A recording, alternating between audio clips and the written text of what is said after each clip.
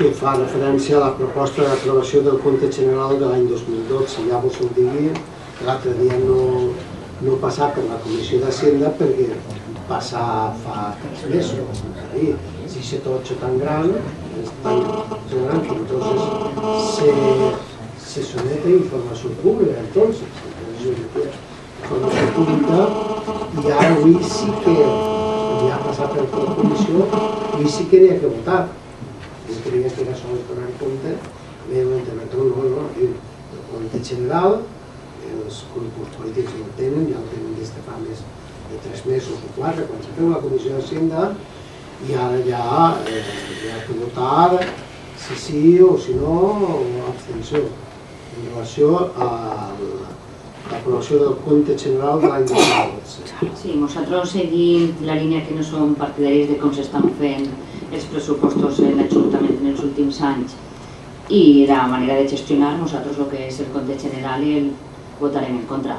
A banda, a aquestes altures diguem estar ja aprovant el que és el pressupost del 2014 per a fer un temps de forma com marca la llei i encara estem un pas per darrere. Molt bé, ben clar. Sí, nosaltres també votarem en contra perquè encara que sigui un document administratiu ja votarem en contra el 2008, 2009, 2010, 2011 i bé, bàsicament reflecteix una política que hem manifestat en moltes ocasions que no ens agrada, una política econòmica que no ens agrada i per tant votarem en contra també de l'aprovació. Molt bé, Vicente, tens la paraula. Com l'altre punt, va per barris. La política és exactament la mateixa que en el 2006, 2005 i 2007 i 2008, la mateixa. En 10 entonces votar que sí, ara vota que no. Jo votaria que sí també.